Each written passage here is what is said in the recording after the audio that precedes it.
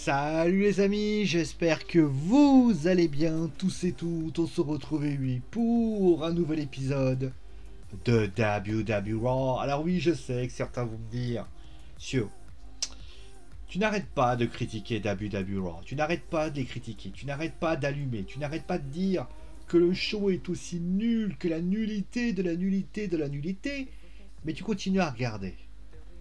Eh oui, mais je suis comme ça. J'aime me faire mal. Bon, plus sérieusement, il faut quand même être débriefé. Il faut quand même regarder. De toute façon, je veux dire, un show, ça reste un show. De toute façon, ça m'empêchera pas d'aimer le catch jusqu'au bout et jusqu'à la folie.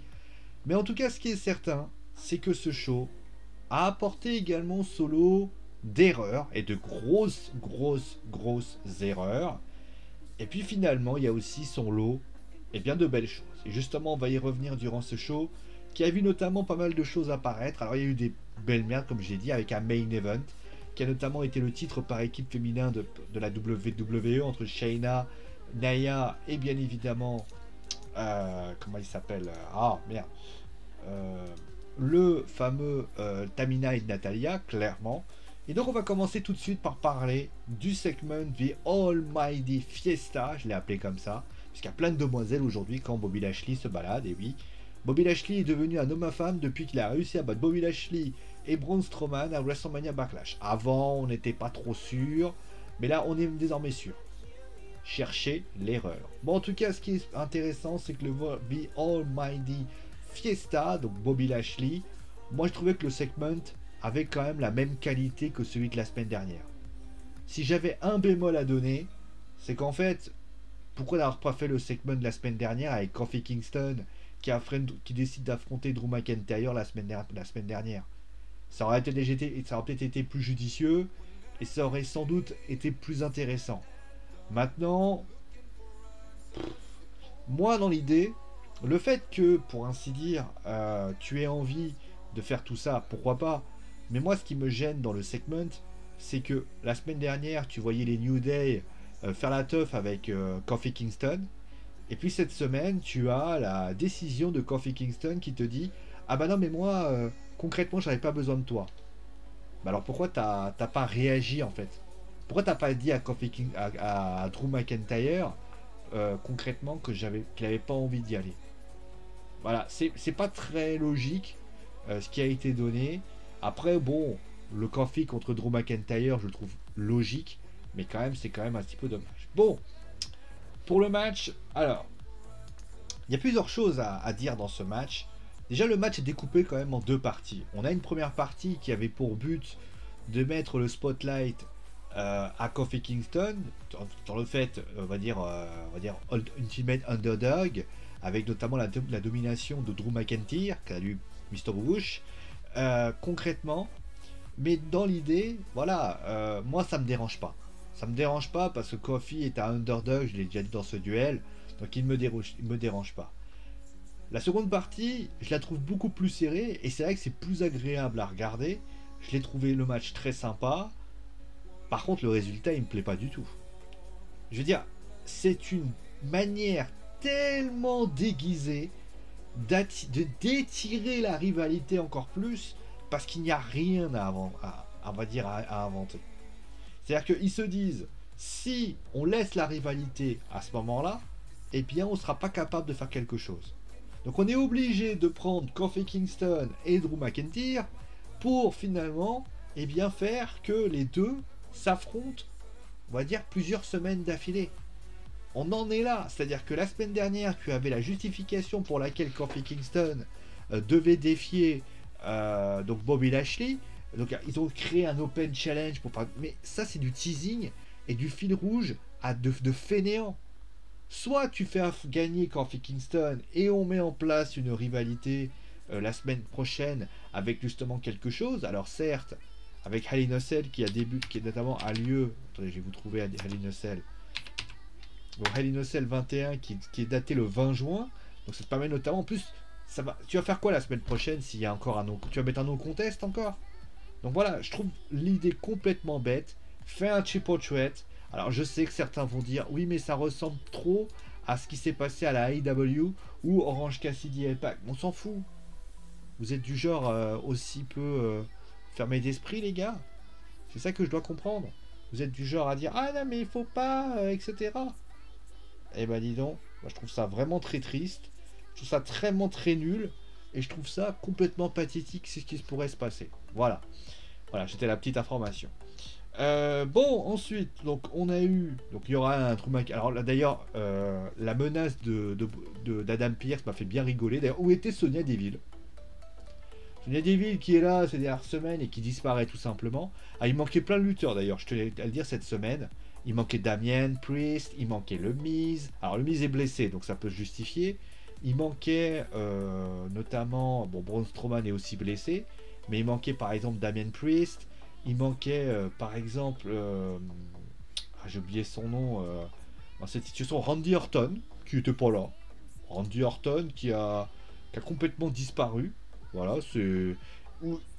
On nous fait des teasings avec Naomi. Bah tiens, ben voilà, Lana et Naomi, il n'y a plus personne.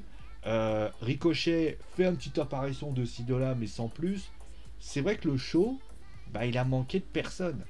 Alors je pourrais pas vous les donner tous d'un seul coup, mais c'est vrai que on s'est rendu compte d'un truc, c'est qu'on s'est dit mais oh, putain, ils sont où les mecs quoi. Donc voilà. Ensuite on a eu donc Rhea Ripley qui a donc fait face à Nikki Cross. Alors franchement, alors vous voulez faire un match comme ça, alors il y a deux choses. Déjà il faut que vous m'expliquiez la raison. À quoi ça a servi? Alors voilà. À quoi ça a servi ce match? Là aujourd'hui, moi je me pose la question, à quoi cela a servi ce match? Faites le tri, voilà, posez-vous la question. Aujourd'hui, je vous demande, je suis devant vous, hein, à quoi ça a servi votre match? Vous avez fait un match où le but c'était que Nikki Cross tienne 2 minutes. Et après? C'est quoi le but? En savoir qui avait la plus grosse chevelure? Non, je sais pas, à un moment donné, je me pose la question. C'est-à-dire que, clairement, la semaine prochaine, peut-être qu'il y aura le même thème, d'ailleurs, entre Nikki Cross et Charlotte. Mais en plus de ça, le match qui va avoir lieu tout de suite après, c'est que Charlotte Flair va affronter Asuka. Alors j'ai fini par comprendre qu'ils se sont dit, bah Rhea Ripley, on va pas la faire parce que Rhea Ripley va affronter Charlotte Flair à Hell in a Cell. Alors, je veux bien Asuka contre Charlotte, ça me dérange pas, surtout qu'ils sont pas mauvais. Mais quand c'est le quatrième en un mois et demi, moi je me dis que le roster féminin quand même il est tombé bien bas. Je sais pas, vous alignez un nombre impressionnant de tag team avec Shayna et Naya. Mais Naya, mais Shayna, fais autre chose, putain. Arrête de nous mettre Asuka. Surtout que, pardon, le match est, je trouve, moins agréable, plus lent. Mais il y a un truc qui me gêne, c'est la décision. Tu mets Rhea Ripley contre Charlotte Flair. Moi, je me suis posé la question. Pourquoi? Qu'est-ce qui justifie que Charlotte ait un match maintenant? À quel moment?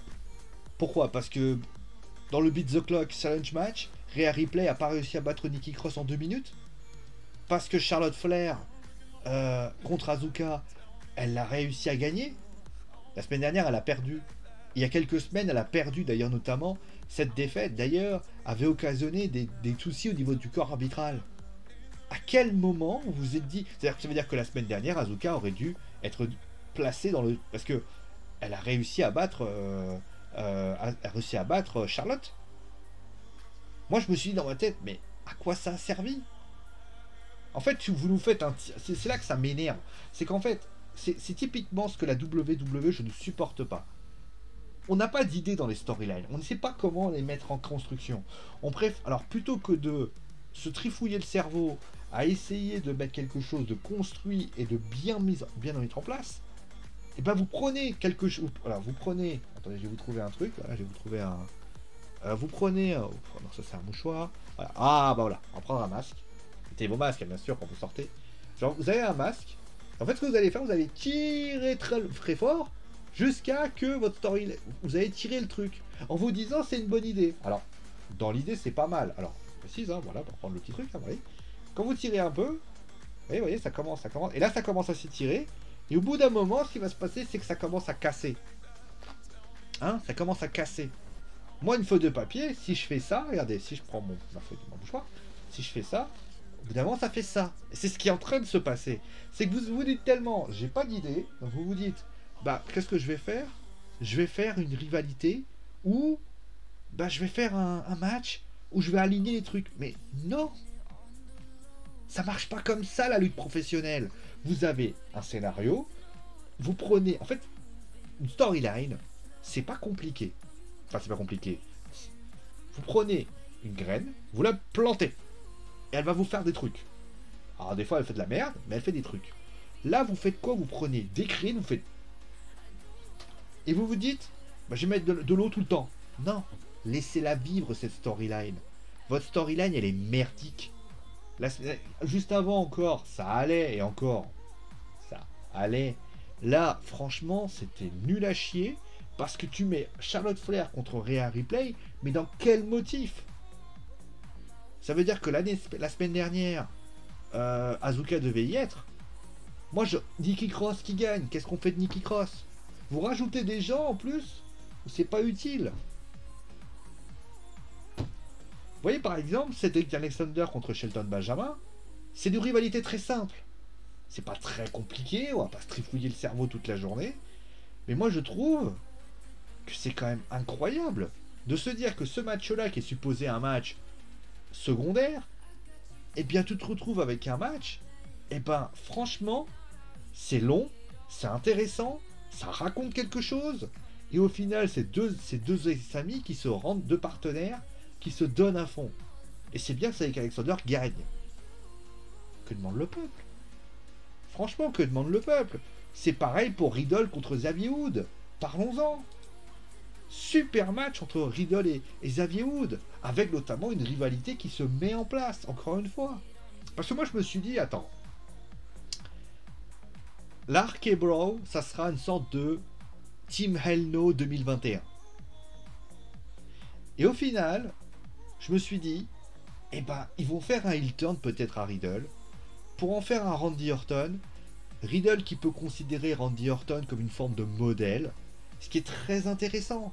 Pourquoi? On l'a vu notamment par le passé. Riddle, c'est pas un enfant de cœur. Il a tendance à être pénible avec ses tweets incessants. Il a tendance à avoir été parfois un peu limite. On sait que notamment il a une accusation sexuelle à son encontre. Franchement, voilà, Randy Orton à son époque était pas facile à vivre. Il avait notamment par exemple des difficultés à se canaliser. Il a fallu notamment demander à ce que son papa vienne, tellement il était insupportable. Randy Orton, je précise, a été contrôlé positif plusieurs fois. Il a teasé de la marijuana. Il a notamment saccagé une chambre d'hôtel à Paris. Il avait été jeté. Voilà. Il était ingérable, Randy Orton, je sais pas quel âge il a, Riddle, mais Randy Orton, quand il était jeune, il était insupportable. Et notamment, bah, c'est pour ça d'ailleurs qu'il a eu un gros passage à vide, avec notamment des titres intercontinentaux, parce que, et sans justement son papa, comme Bobby Orton, je pense que si ça n'avait pas été un Orton, il serait déjà été mis dehors depuis bien longtemps. Il ne doit son salut que par, bah, tout simplement, l'arrivée de son papa, Randy Orton. Donc c'est, enfin comme Bobby Orton, clairement Randy Orton. Mais c'est pour ça qu'il y a un parallèle intéressant. En plus, le match était assez cool, sympa à regarder, mais voilà, tout simplement, voilà. Et surtout, après, par contre, les gars, vous nous sortez deux gros matchs, vous nous sortez un gros morceau, et vous nous sortez deux purges, Sheamus, Humberto Carlillo, et le deuxième, je crois, c'est Homos contre Jason Rikers.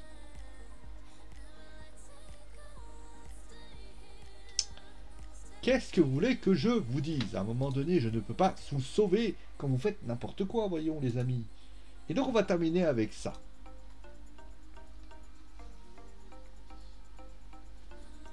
Vous vous souvenez de mes explications sur le fun? Vous vous souvenez?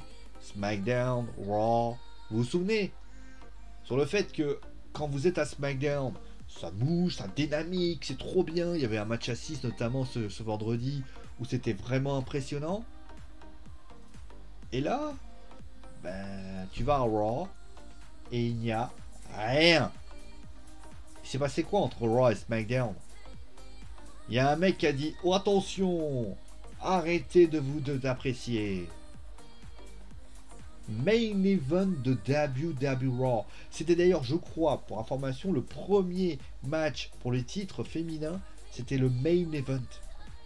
À quel moment vous vous dites je vais pas lâcher les chevaux? C'est comme si demain vous aviez un match pour le TNT Championship, par exemple, hein, je sais comme ça, et vous avez Darby Allin qui est là et vous sortez un match pourri. Franchement, j'ai trouvé que c'était surréaliste. C'est encore une fois, vous avez le fun qui est complètement niqué en fait. Après, bon, moi j'ai envie de dire que les seules choses qu'on peut dire, c'est que Alexa Bliss et Lily vont affronter Natalia et Tamina. C'est acté signé. Et puis finalement, Reginald va être la cause de la séparation entre Nia et Shayna. Le match est pourri. Bon, qu'est-ce qu'on peut dire concrètement de ce show concrètement? La semaine dernière, ils avaient sorti ce qu'il fallait en 3e heure. Cette semaine, on va dire que le début de show est pas mal.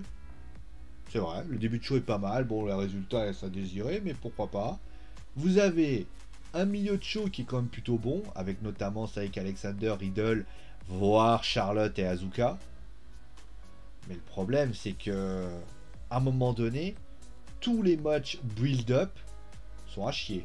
Si vous enlevez McIntyre, Kofi Kingston, dans la qualité du match, j'entends, les matchs les plus importants, comme le main event, parce que Charlotte Flair contre Asuka, je le mets parce que les deux lutteuses ont fait quelque chose. Mais encore une fois, vous m'avez entendu râler, le résultat est pas bon, le beat the clock est à chier, je parle même pas des matchs que j'ai mis de côté. À un moment donné, il n'y avait rien d'intéressant. Il y a du mieux, parce que clairement, on commence petit à petit à mettre les choses en place. Mais je suis désolé, c'est pas suffisant. On va dire encore, oui, mais il y a du mieux, il y a des progrès. Les gars, c'est WWE Raw. C'est pas WWE Superstar ou WWE Main Event. À un moment donné, il faut juste prendre votre cerveau, vous prenez votre cerveau, celui que vous avez là, et juste réfléchir. Vous prenez votre cerveau, celui qui est là, celui que vous avez, là, celui qui a l'air très visqueux à un moment donné, là, et vous réfléchissez. À quel moment vous vous dites, ah non, mais à un moment donné, il y a du mieux. Ah, si vous vous contentez de la merde, ok, hein, oui, ça peut être que bien. Mais aux dernières nouvelles, moi j'ai trouvé que c'était à chier cette rivalité. Franchement, c'est pas encore suffisant. Après, il y en a certains qui vont trouver ça bien, tant bien leur face. Si vous vous contentez du caniveau, continuez à taper du caniveau. Hein. De toute façon, la WWE va vous apprécier, parce que si vous adorez le caniveau, ils vont vous donner de la merde. Mais moi, je me contente pas de ça. Moi, je me contente finalement de mettre la barre très haute, parce que je sais ce qu'est capable de faire la WWE. Ils ont, WWE Raw, il n'y a pas un show que je râle tout le temps. SmackDown, il m'arrive de râler, mais à un moment donné, je râle pas pour rien. Vous prenez NXT, je râle pas pour rien. Et les shows sont quand même attrayants, il y a quand même du boulot. Dynamite, c'est pareil. Et je suis sûr que j'irai à Impact, j'irai à Stardom, j'irai à New Japan Pro Wrestling. Je dirais, putain, c'est beau. Par contre, vous arrivez à sortir des bons pay-per-view pour les matchs de Raw. Cherchez l'erreur. Voilà. Donc, j'ai rien à dire de plus par rapport à ça. C'est clairement la note que je vais mettre. Je vais mettre la note de 5,5. Parce que je vais quand même être, voilà, 5,5. Et encore, 5,5. 5,5 sur 10. Voilà.